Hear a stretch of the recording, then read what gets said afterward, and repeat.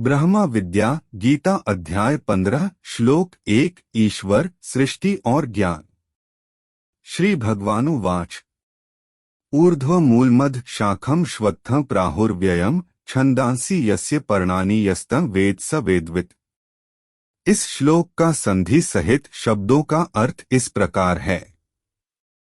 ऊर्ध्व मूलम अर्थात जड़े ऊपर की ओर व निर्माण उद्गम का शीर्ष पर स्थित होना। अधः शाखम अर्थात नीचे की ओर शाखाएं। अश्वत्थम अर्थात अश्वत्थम का अर्थ है कि वह वस्तु जो कभी एक स्थिति में स्थित नहीं रहती अथवा लगातार बदलती रहती है। पीपल के पवित्र वृक्ष का नाम भी अश्वत्थ कहा गया है। प्राहु अर्थात कहा गया है। अव्ययम अर्थात शाश्वत। छंदांसी अर्थात वैदिक मंत्र। पर्णानि अर्थात पत्ते। वेदवित् अर्थात वेदों का ज्ञाता। सांख्य व वेदांत दृष्टि से पारमार्थिक भावार्थ। ऊर्ध्व मूलम ऊर्ध्व का अर्थ है श्रेष्ठ, ऊपर। धर्म के परिप्रेक्ष्य में इसका अर्थ गोलोक, मोक्ष अथवा मुक्ति का द्वार कहा जाता है। उदाहरणतः ऊर्ध्वगति अर्थात स्वर्गारोहण। यहाँ ईश्वर ने ऊर्ध्व शब्द को द्विआर्थी शब्द के रूप में किया है। द्विआर्थी का अर्थ है जिस शब्द के दो तरह से अर्थ निकाले जा सकते हैं। उदाहरणतः एक वाक्य है ईश्वर है। इसके दो अर्थ हुए कि एक केवल ईश्वर ही है, बाकी और कुछ नहीं है।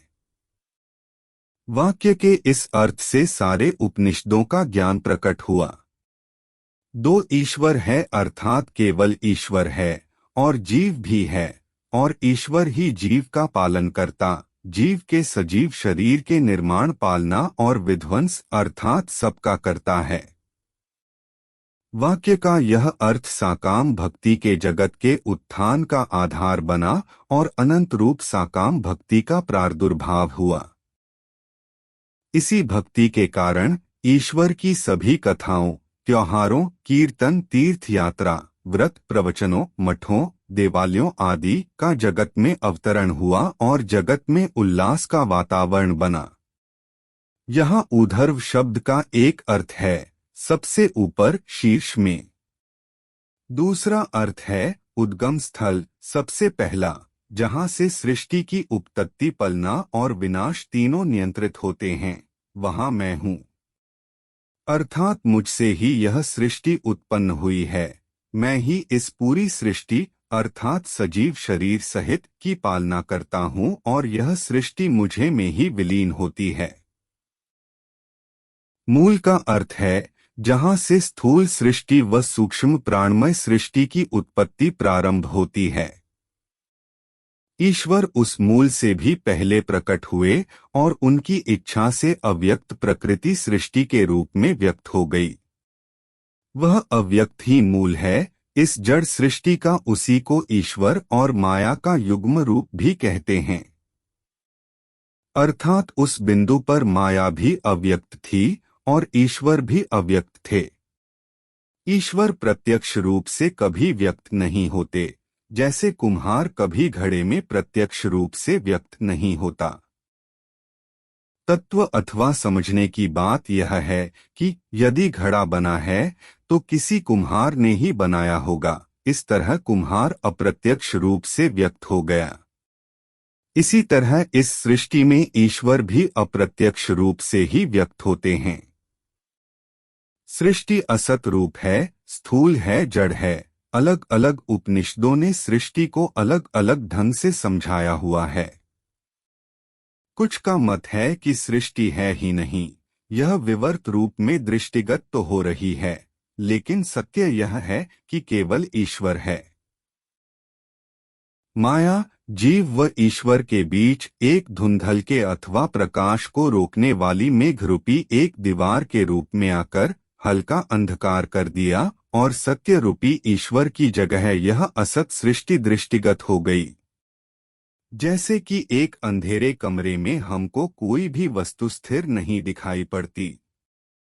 हर वस्तु हिलती हुई और अस्पष्ट दिखाई पड़ती है।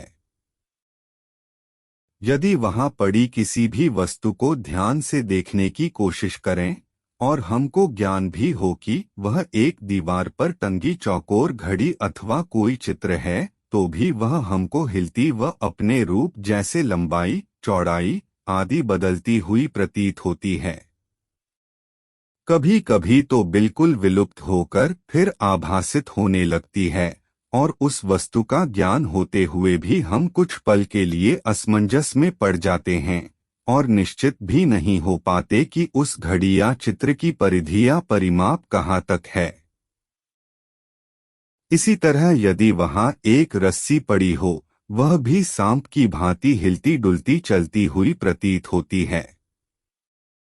अब इसी प्रत्यक्ष जानकारी को हम विवेक से सत अर्थात ईश्वर और असत अर्थात सृष्टि की विवेचना व विचार करें। रस्सी में दिखता हुआ सर्प असत रूप है, वह सत्य नहीं है, और उसकी उत्पत्ति माया के तमोगुण की वजह से हुई है। तमोगुण अर्थात जो सत्य है वह नहीं दिखाई देगा, लेकिन वह दिखाई देगा जो वहां है ही नहीं। जैसे एक जादूगर अपने हाथ घुमाकर हवा में ही कई वस्तुएं, धन आदि प्रकट कर देता है, ठीक वैसे ही माया अपने अंधेरे से रस्सी में सांप दिखा देती है जो वहां है ही नहीं। यदि वहां रस्सी ही ना हो तो क्या सांप प्रकट हो सकता है, और यदि वहां अंधेरा भी न हो अर्थात पूरा कमरा प्रकाशित हो तो क्या सांप प्रकट हो सकता है? उत्तर है नहीं, बिना रस्सी और अंधकार के सांप प्रकट नहीं हो सकता। इस तरह क्या रस्सी सांप की जननी हुई? अथवा क्या रस्सी सांप का मूल अथवा जड़ है? अथवा क्या सांप उस रस्सी की देन है? सत्य रूप से नहीं, लेकिन असत रूप से, अर्थात जिस ज्ञान के आधार पर यह संसार सत्य है, उस ज्ञान के अनुसार रस्सी ने सांप को जन्म दिया है। रस्सी ही सांप रूपी वृक्ष का मूल है। रस्सी ही कुछ देर के लिए सांप में परिवर्तित हो गई और फिर जब प्रकाश किया तो सांप वापस रस्सी में वापस बदल गया। ईश्वर द्वारा प्रयुक्त शब्द मूल के ज्ञान के लिए अब एक दूसरे दृष्टांत को लेते हैं। एक गांव में एक बहुत शरारती बच्चा रहता था। उसकी प्रतिभा का लोहा आसपास के सभी गांव वाले मानते थे। वह न केवल पढ़ाई लिखाई को लेकर बल्कि अपनी शरारतों को लेकर भी बहुत प्रसिद्ध था। कभी किसी गाय के बछिया को खूंटे से खोलकर भाग जाता और बछिया अपनी मां से सारा दूध ग्रहण कर लेती, ग्वाले के लिए कुछ नहीं बचता। इस तरह की शरारतें वह अपने घर में भी करता। कभी मोमबत्ती की छाया से कोई जानवर बनाकर अपनी छोटी बहन को डरता, कभी अपने घर के पालतू कुत्ते के शरीर को मेहंदी से रंगकर उसे बाघ की तरह बना देता। स्कूल से आते हुए भी वह कभी एक रास्ता नहीं चुनता, हमेशा जंगल से कोई नया रास्ता ढूंढकर घर आता। सभी उसकी अजीबोगरीब आदतों से हैरान रहते। एक दिन वह अपने स्कूल से घर आ रहा था तो जंगल के थोड़ा दूर निकल गया। वहां उसने देखा कि कुछ लोग इकट्ठा होकर बहुत धीरे धीरे बात कर रहे हैं। वह भी चुपके से उनके नजदीक जाकर उनकी बात सुनने लगा। तो उसे पता चला कि वह चोरों का समूह है और उसी के गांवों में आज रात चोरी की योजना बना रहा है। वह चुपके से वहां से खिसक गया और गांवों पहुंचकर अपने मुखिया को यह बात बताई। उसकी बात किसी ने सत्य नहीं मानी। अब उसे चिंता होने लगी कि कैसे उन चोरों को भगाया जाए। उसने एक योजना बनाई और उस पर काम करने लग गया। शाम होने के बाद उसने गांवों के कुत्तों को अपने घर के पास खाना दिया और उनको वहां ही रख लिया। अब उसे इंतजार था उन चोरों का। आधी रात के आसपास उसे दूर से कुछ कुत्तों के भौंकने के आवाज आई। वह समझ गया कि चोर आ रहे हैं। जब चोर उनके गांवों में दाखिल हुए तो उसने अपने घर की सामने के घर की दीवार की तरफ एक हल्की से टॉर्च जलाई और उस टॉर्च की रोशनी में अपने हाथों की अंगुलियों से बाघ जैसा जानवर बनाया कि जैसे कोई बाघ भाग रहा हो और उसकी छाया उस दीवार पर पड़ रही हो। उस छाया को देखकर सारे कुत्ते जोर जोर से भौंकने लगे। चोरों ने भी बाघ की छाया को भागते देखा और डर के मारे वह वहां से भाग गए। गांवों वाले भी तब तक जाग गए और उन्होंने भी चोरों को भागते देखा और उस बच्चे की सराहना करने लगे। अब इस कथा के तत्व पर थोड़ा ध्यान देते हैं।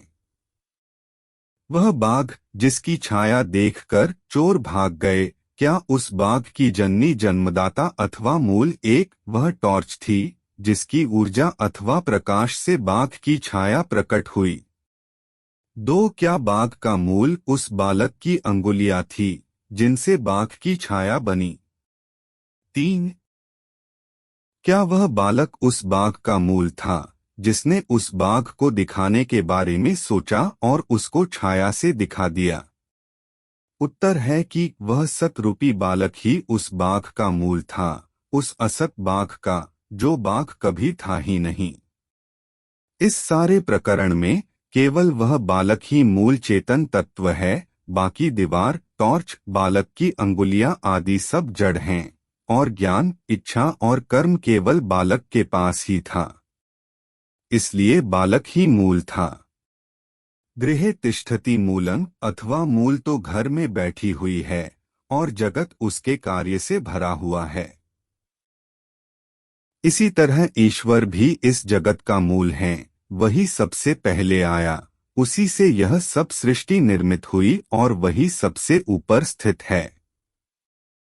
श्रीमद् भागवत महापुराण के चतुश्लोकी भगवत में भी ईश्वर ने है बताया है कि अहमेव आस्मेवाग्रे नान्यद यत् सत्सत परम, अर्थात मैं ही सबसे आगे। यहाँ आगे का अर्थ है सबसे पहले या जब कोई नहीं था तो मैं ही था, मैं ही अंत में शेष रहूंगा और सत या असत मेरे सिवा यहाँ कुछ भी नहीं है, मैं ही परम हूँ।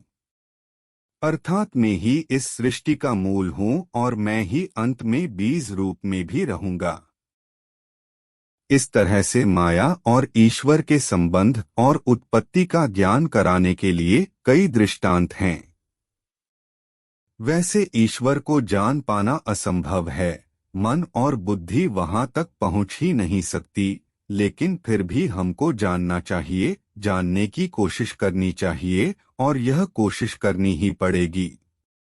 इसलिए एक दृष्टांत जो ईश्वर और सृष्टि के संबंध को जानने हेतु इस जगत के ज्ञान की कसौटी पर सबसे सटीक है, वह दृष्टांत स्वप्न और स्वप्न दृष्टा का है। हम सब निद्रा में स्वप्न देखते हैं अथवा किसी कथा को सुनते सुनते उसे अपने मन में चलचित्र की भांति देख भी लेते हैं। निद्रा में तो स्वप्न बिल्कुल सत्य भी भान पड़ते हैं।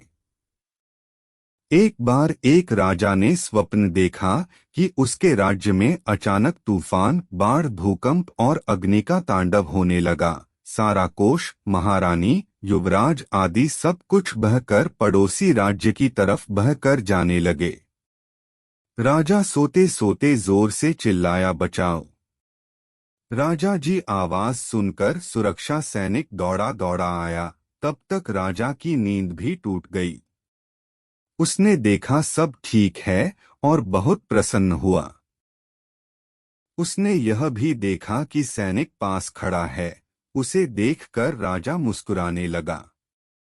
बोला, कुछ नहीं, बस मैं यह देख रहा था कि सब चौकन्ने हैं। अब तत्व दृष्टि से विचार करें, क्या वह सृष्टि जो राजा के स्वप्न में थी, उसका मूल अर्थात उसकी रचना करने वाला कौन था? इड़ा नाड़ी जो सारे स्वप्न व विचारों को दृश्यमान रूप से कल्पना में रच देती है और जीव को दिखा भी देती है। क्या राजा के अंतर मस्तिष्क में स्थित वही इड़ा नाड़ी उस स्वपन का मूल है? क्या राजा स्वयं, जो कि सच्चेतन रूप है, वह स्वयं अपने स्वप्न की सृष्टि का मूल है और उस राजा के अंश में ही वह सृष्टि स्वप्न में प्रकट हुई?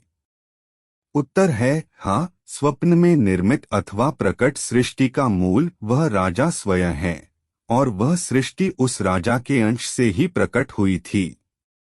ठीक इसी तरह यह सृष्टि भी सतरूप ईश्वर के असत रूप स्वप्न में प्रकट हुई है और ईश्वर ही इस सृष्टि का मूल है। ईश्वर ही इस सृष्टि से पहले भी थे, इसलिए वह इस सृष्टि में प्रथम हैं, सृष्टि के शीर्ष अथवा ऊर्ध्वा पर स्थापित हैं। मूल शब्द का अर्थ न केवल जड़ है बल्कि उससे पहले की स्थिति भी जड़ ही कही जाती है, अर्थात जड़ शब्द के अर्थ के अंतर्गत ही आती है। इस तरह ईश्वर के ऊर्ध्व मूल होने का अर्थ स्पष्ट हुआ कि ईश्वर ने अपने को इस सृष्टि का ऊर्ध्व मूलन के रूप में किस आधार पर स्थापित किया है। आप भी चिंतन में ईश्वर और सृष्टि की उत्पत्ति को ध्यान में रखकर श्लोक के आगे के हिस्सों के अध्ययन पर ध्यान देना। अधः शाखम अर्थात नीचे की ओर शाखाएं, अर्थात इसकी शाखाएं नीचे की तरफ जा रही हैं। यहाँ शाखा का अर्थ पेड़ के तने व तने से निकलती हुई शाखाओं से भी है। ईश्वर ने यहाँ उस सृष्टि के बारे में बताया जो उनके चेतन तत्व से आगे बढ़कर चेतन शरीरों की रचना करती है। जो जड़ सृष्टि है वह 5 महाभूतों से काल के प्रभाव में आकर अपने रूपों को प्राप्त हुई। जैसे जल के बहकर इकट्ठा होने से तालाब, झील, सागर आदि बन जाते हैं, उसी तरह पर्वत आदि का भी निर्माण होता है। इसमें ईश्वर के चेतन तत्व की आवश्यकता नहीं रहती। ईश्वर ने कहा कि मुझसे अर्थात मूल से जो तना शाखाएं आदि निकली वह मुख्य तना अर्थात ब्रह्मा जी हुए और मुख्य तने से जो शाखाएं निकली वह अलग अलग तरह के स्थूल देहधारी जीव हैं जो ब्रह्मा जी से ही निकल रहे हैं अथवा उनका अंश हैं। स्थूल देह अर्थात दानव, मानव, देव, पशु, पक्षी आदि वे सब मुझे ऊर्ध्वस्थल से निकलकर अधः गति अर्थात नीचे की तरफ गति कर रहे हैं अर्थात बढ़ रहे हैं। जीव के व्यष्टि रूप को आत्मा व सूक्ष्म शरीर कहते हैं और सभी सूक्ष्म शरीरों को मिलाकर एक समष्टि शरीर बनाएं तो उसे सूत्रात्मा अथवा ब्रह्मा जी कहते हैं। यही सूक्ष्म शरीर ईश्वर द्वारा निर्मित सभी स्थूल देहों शरीरों को चाल्यमान अथवा सजीव बनाते हैं। यदि एक बूंद को यदि बादल से मिलना हो तो पहले वह सागर से मिलेकर सागर का ही रूप लेगी, फिर सूर्य की ऊष्मा पर चढ़कर बादल से मिल सकती है। ठीक इसी तरह बिना तने से गुजरे पेड़ का कोई भी अंश मूल तक नहीं पहुंच सकता और ना ही मूल से सृष्टि में आ सकता है। अश्वत्थम प्राहुर्व्ययम्। अश्वत्थम का अर्थ है जो कभी एक स्थिति में स्वाभाविक रूप से न रह सके अथवा जो लगातार परिवर्तित होता रहे अथवा जो किसी भी 2 क्षणों में एक स्थिति में न हो। प्राहुर्व्ययम् का अर्थ है जो हमेशा रहे या जो शाश्वत हो, जिसमें किसी भी तरह का क्षय आदि न हो।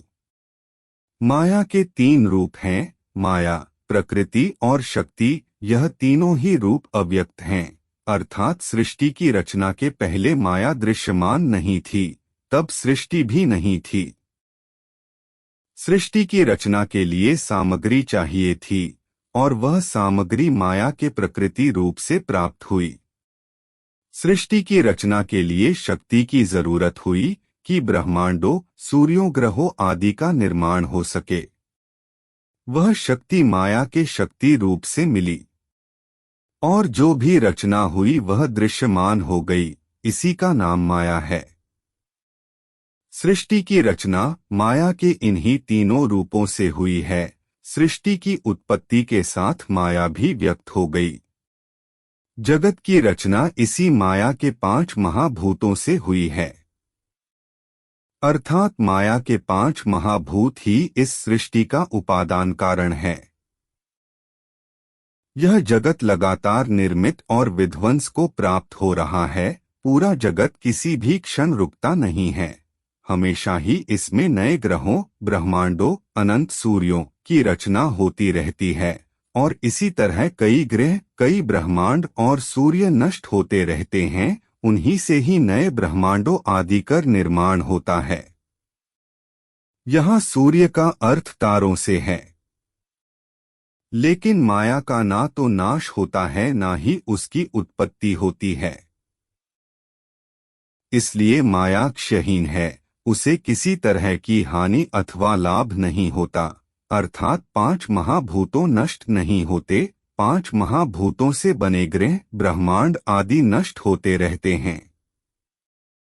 यह ठीक वैसे ही है जैसे एक सागर में लहरें लगातार बनती रहती हैं और लगातार नष्ट होकर वापस सागर में लय हो जाती हैं। यदि सहस्त्रों लहर बने तो क्या सागर को कोई कष्ट या सागर का कोई नुकसान अथवा क्या सागर का कोई क्षय होता है? यदि सागर की सहस्त्रों लहरें सागर में मिल जाएं तो क्या सागर का स्तर बढ़ जाता है? क्या सागर और विशाल हो जाता है?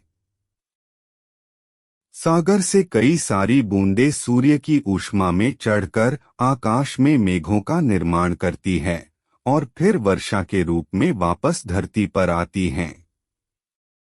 क्या जब जल सागर से मेघों में गया तो पृथ्वी से जल कम हो गया?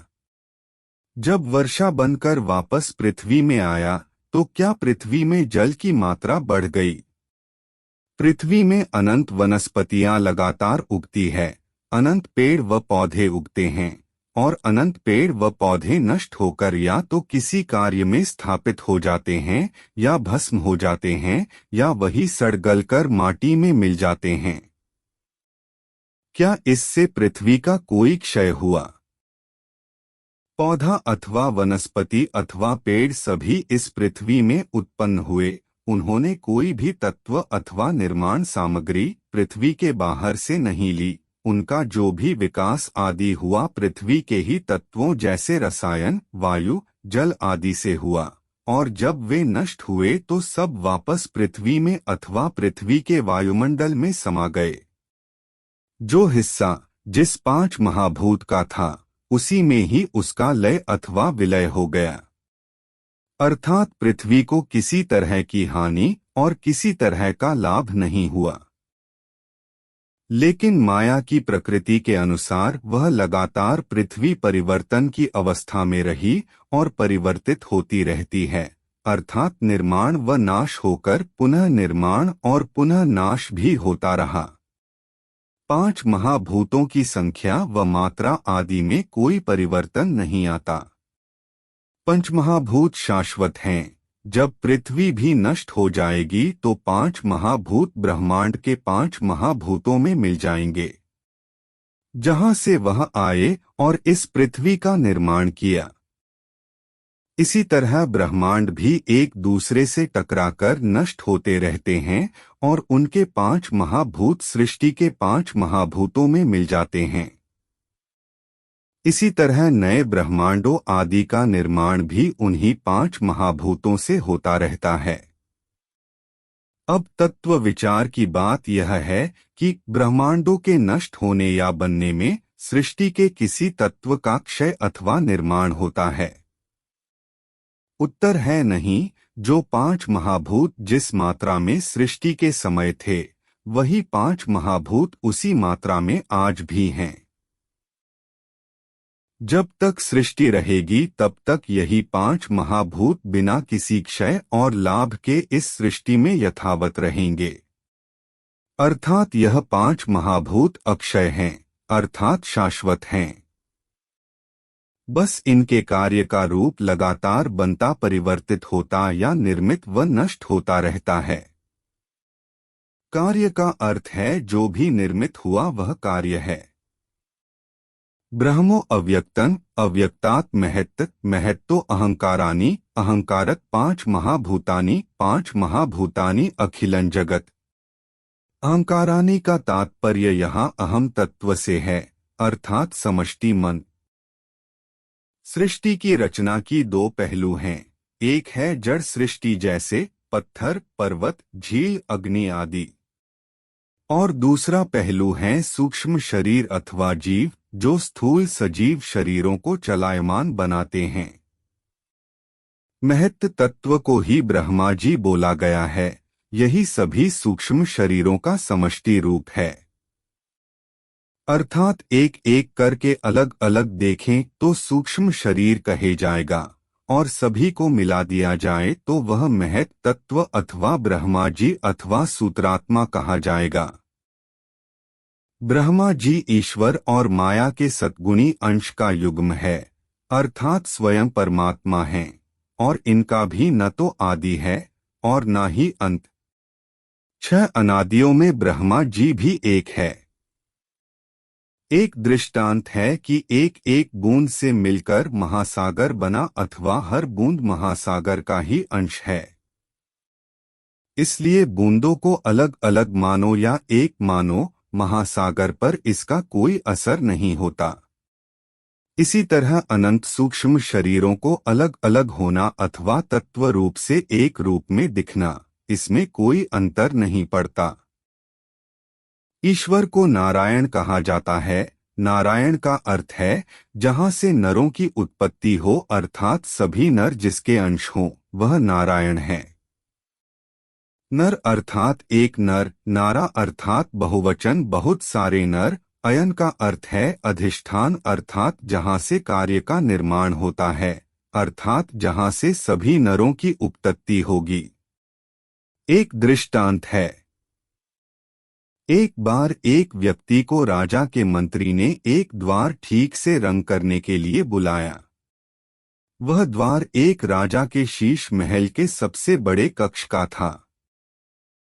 जब वह उस द्वार के पास पहुंचा तो उसने देखा सहस्त्रों छोटे छोटे दर्पण सारी दीवारों, छत आदि पर लगे हुए हैं, और उसमें उस व्यक्ति का प्रतिबिंब आ रहा है। वह देखकर बहुत आश्चर्य में पड़ गया और प्रसन्न भी हो गया। थोड़ी दिनों में उस व्यक्ति ने उस कक्ष के सारे द्वारों में रंग कर मंत्री जी को कार्य खत्म होने की सूचना दी, ताकि मंत्री जी उसके किए कार्य का निरीक्षण कर लें और उसे अपनी तय किया भुगतान मिल सके। मंत्री जी ने देखा काम तो बहुत अच्छा किया था। तब मंत्री जी ने बोला कि आपने बहुत अच्छा कार्य किया है, अब आप दूसरे कक्ष के द्वार भी रंग दें, आपको उसका भी भुगतान अलग से कर दिया जाएगा। व्यक्ति खुश हो गया कि काम भी मिल गया और नए तरह के दर्पण भी देखने को मिलेंगे। मंत्री जी उस व्यक्ति को दूसरे कक्ष में लेकर गए। वहां एक पूरी बड़ी दीवार ही दर्पण की बनी थी। वह अंदर गया, उसने अपना प्रतिबिंब उस दर्पण में देखा। बहुत साफ और बिना किसी त्रुटि के दर्पण में प्रतिबिंब बन रहा था। एक दर्पण का अर्थ केवल एक ही प्रतिबिंब बनेगा। अपने साफ प्रतिबिंब को देखकर वह व्यक्ति मुस्कुराया और अपने काम पर लग गया। अब तत्व से विचार करने का बिंदु यह है कि जब सहस्त्रों दर्पणों में उस व्यक्ति का प्रतिबिंब बना और जब एक बहुत बड़े दर्पण में व्यक्ति का एक ही प्रतिबिंब बना, तो क्या इसका उस व्यक्ति पर कोई प्रभाव पड़ा? अर्थात क्या वह व्यक्ति जब कई प्रतिबिंबों का बिंब था तो क्या वह व्यक्ति छोटा अथवा क्षय हो गया था, और जब केवल एक ही प्रतिबिंब बना तो क्या वह व्यक्ति कुछ कम क्षय हुआ? यदि वहां कोई दर्पण न होता, अर्थात कोई प्रतिबिंब न बनता, तो क्या उस व्यक्ति को कुछ लाभ होता? क्या दर्पण पर इसका कोई प्रभाव पड़ता है कि उसमें प्रतिबिंब बने या ना बने? उत्तर है नहीं। यदि अनंत प्रतिबिंब भी बन जाए तो भी बिंब पर कोई प्रभाव नहीं पड़ता। यदि एक भी दर्पण न हो, अर्थात प्रतिबिंब की उत्पत्ति न हो, तो भी व्यक्ति पर कोई प्रभाव नहीं पड़ेगा। ना ही दर्पण पर कोई प्रभाव पड़ता है। यह सब जैसा है वैसा ही रहेगा। ईश्वर की तरह यह पूरी सृष्टि भी शाश्वत है। अर्थात ईश्वर नित्य है, ईश्वर सत्य है और ईश्वर ज्ञानमय है। माया भी नित्य है, माया भी सत्य है, लेकिन माया जड़ है। यही इन दोनों शाश्वत तत्वों का अंतर है। इसी तरह यदि अनंत जीव बने या एक जीव बने या एक भी जीव न बने, इससे न तो महत तत्व पर कोई प्रभाव पड़ता है, न ही ईश्वर पर इसका कोई प्रभाव पड़ता है। जिसका प्रतिबिंब महत तत्व पर पड़ता है और वह प्रकाशित अथवा चेतन हो जाता है।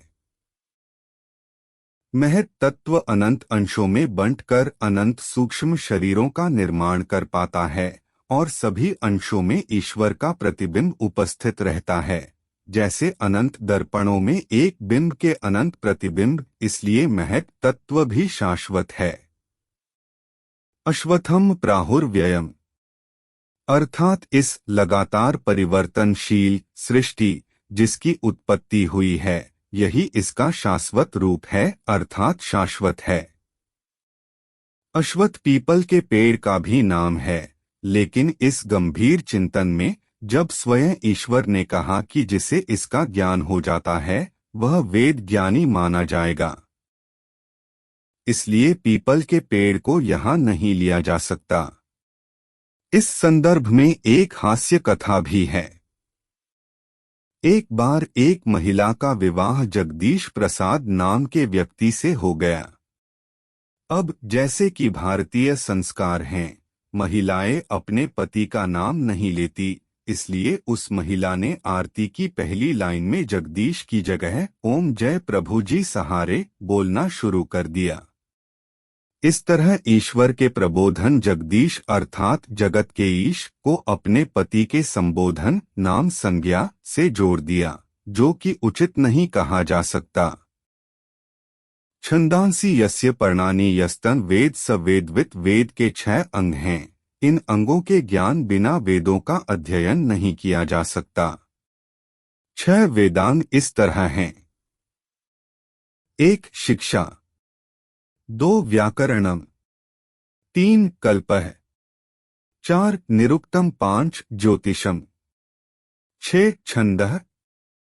छंद सबसे आखिर व अंतिम अंग है और यही सबका सार ज्ञान भी है। सार अथवा वेद के शब्दों छंदों को किस तरह की ध्वनि व स्वर से बोलना चाहिए, वेदों के छंद व उनके बोलने की विधि, स्वर का अभ्यास आदि इसे बहुत गहरा और लगभग दुर्लभ बनाते हैं।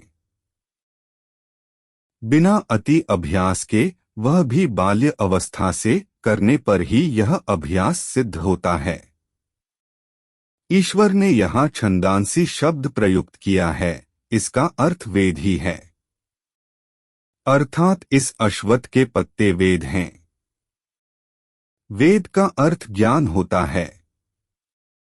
व्याकरण में विद ज्ञानी धातु है, जिसके लट लकार धातु रूप कर्तरी प्रयोग में इस तरह चलते हैं। प्रथम पुरुष वेद वित्तुह विदुह अथवा वेत्ति वित्तः विदन्ति, और लट लकार धातु रूप कर्मणि प्रयोग आत्मनेपद में विद्यते विद्यते विद्यन्ते चलते हैं। वेद शब्द रूप में प्रथम वेदः वेदौ वेदाः की तरह चलते हैं। व्यापक ज्ञान के लिए विद सत्तायाम ये धातु है का प्रयोग होता है। यह धातु रूप लकार आदि पांडित्य की बातें हैं। अब इस पांडित्य से आगे बढ़ते हैं। वेद को यदि संज्ञा माना जाए तो जो 4 वेद हैं, अर्थात ऋग्वेद, सामवेद, यजुर्वेद व अथर्ववेद, उनका सम्मिलित नाम वेद कहा गया है। यहाँ ईश्वर ने छंद का प्रयोग किया है, वह ज्ञान रूप को ही किया है। इसीलिए ईश्वर ने आगे कहा कि जो इसे जान जाएगा वह वेद ज्ञाता जाना जाएगा, अर्थ बन जाएगा। ज्ञान के 2 रूप अथवा प्रकार होते हैं, एक व्यापक ज्ञान और दूसरा प्रगट ज्ञान होता है। व्यापक ज्ञान केवल ब्रह्माव ईश्वर के पास है, उसका जीव पर कोई प्रभाव नहीं पड़ता, ना ही वह ज्ञान जीव के किसी काम आता है। जैसे लकड़ी में व्यापक अग्नि होती है, वह व्यापक अग्नि किसी काम नहीं होती, लेकिन जब वह अग्नि प्रकट हो जाती है, अर्थात जब लकड़ी में अग्नि प्रज्वलित हो जाती है, तो वही संसार के लिए महत्वपूर्ण होती है। इस तरह केवल प्रकट ज्ञान ही जीव के काम आता है। छंदांसी यस्य पर्णानि, अर्थात ज्ञान जिसके पत्ते हैं, श्लोक के इस खंड का अर्थ है इस वृक्ष के पत्ते ज्ञान है। किसी भी वनस्पति को उसकी जड़, उसके तने अथवा उसके शाखाओं से नहीं जाना जा सकता, केवल पत्ते ही उसे वृक्ष के बारे में बताते हैं। जैसे आम के पेड़ का पत्ता, केले के पेड़ का पत्ता, जामुन के पेड़ का पत्ता, यदि आपको किसी पेड़ को पहचानना होता है तो आप केवल उसके पत्तों से ही पहचान पाते हो, फल तो उस पेड़ के नाम के अनुरूप होते हैं।